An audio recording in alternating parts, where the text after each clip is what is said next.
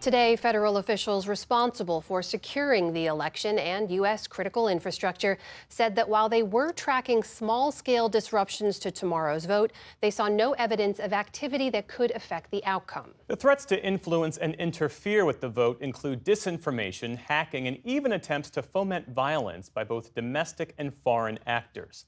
Let's start with Nick Schifrin, who's reporting on this year's foreign threat. So let's start there, Nick. What is the biggest concern this election about foreign interference, foreign actors? Jeff, the intelligence community believes that Russia favors former President Trump, that Iran favors Vice President Harris, and that China's focused on down-ballot races. But all are united in wanting to sow chaos and deepen division in the U.S. And so one of the main concerns is actually after Election Day, that if, for example, former President Trump were to declare victory, his campaign declares widespread fraud, or even as there are allegations of any kind of fraud after the election, Russia, Iran would then amplify any of those claims of fraud and even try and foment violence. And so one of the main messages from officials tonight who want to secure the vote is listen to state and local authorities, not any candidate, not any campaign, and that election night results are unofficial.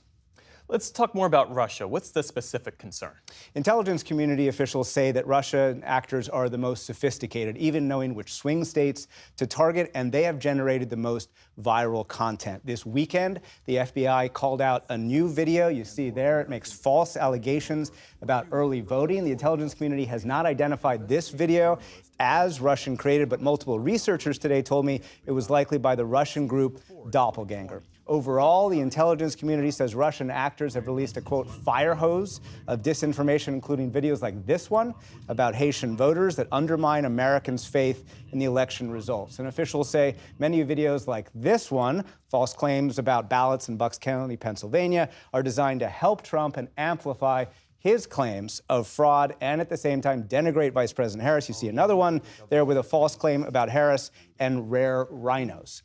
Russia's attempts are largely through proxies, Jeff, with ties to Russian intelligence, with an attempt to launder their Russian origin using PR companies, witting Americans, even influencers. What about Iran?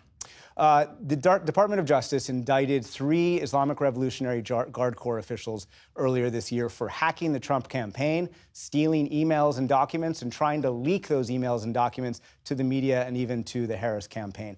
Intelligence officials and election researchers also say that Iran has used fake news articles, fake online personas, even offered people money to go to pro-Palestinian protests. But those efforts largely, Jeff, have not been considered effective. And a former senior military official told me that Cyber Command inside the military is, quote, hammering these Iranian groups online to try and stymie their operations. Another point, Russia's efforts are not new at all. But what is new, the speed at which the intelligence community has been able to call out some of these fake disinformation and some of these fake accounts. That said, it's not clear social media companies have all complied with some of these findings, especially X, which is run by Elon Musk, the world's richest man who's endorsed Donald Trump. Yeah, indeed. What about China? How is China trying to influence this election? Much more focused on down-ballot races rather than the presidential race. Intelligence officials, researchers say that China's disinformation has, frankly, largely been ineffective, a sign that China simply doesn't understand the American electorate